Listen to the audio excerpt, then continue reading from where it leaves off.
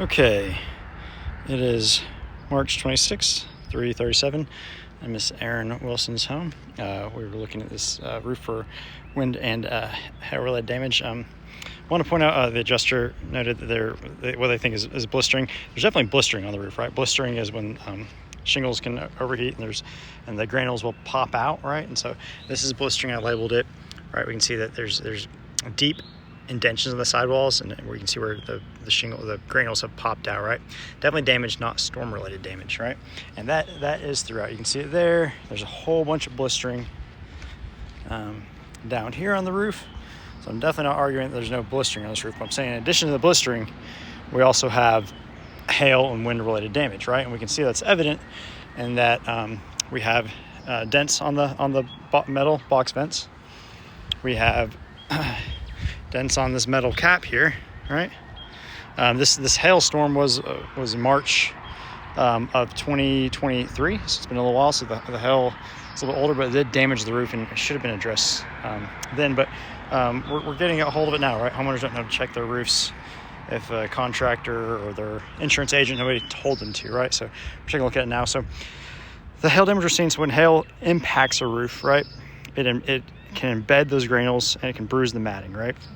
And so these look like hail impacts, right? Something has indented that shingle there, that's why it's soft, right? That's why the granules are impacted into it, right? Similar here, right? Something has hit that, right? Impacted that, right? Look here, right? Something has impacted that, right? It's soft, all right? This is a little bit bigger one that's probably worn out a little more over time.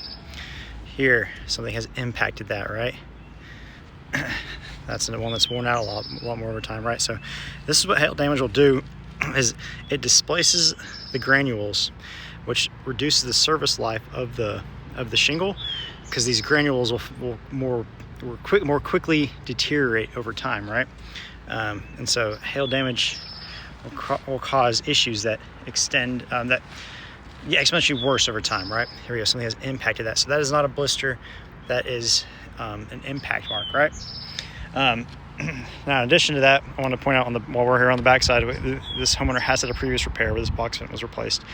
And we can see this roof is obviously not repairable because all the shingles around this repair that had to have been manipulated, lifted up to fasten new shingles in place, remove the old ones, they're all are showing just signs of damage, right? So that means that when you try to do repairs on this roof, it just creates more damage, right?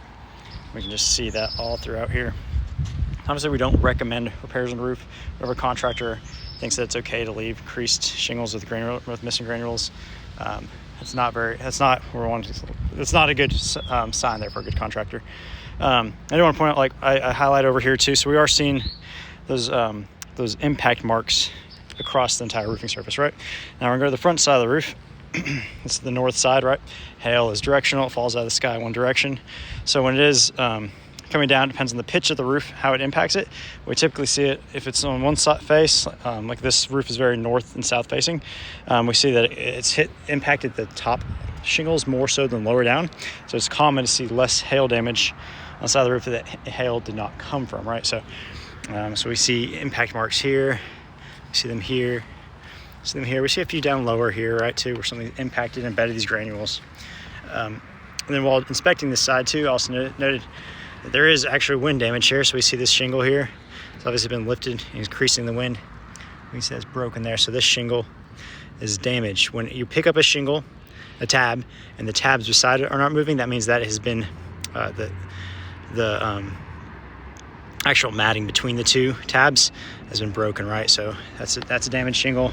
I found one here, right? We can see that's a damaged shingle. So we have wind damage on this roof as well. All right, here we go. Look. Damage. And we have wind damage over here too. Now we already noted that this roof is non-repairable because what it does is creates more damage to the roof when you try to take shingles off and put new ones in around it. We do have wind damage and hail damage across the roofing system here. And we've got it on the downspouts, we've got it on the gutters, we've got it on the soft metals. We do have blistering. We also have hail and wind damage. Hope this video was helpful. If you have any questions, please let me know. I'll take plenty of pictures for you as well.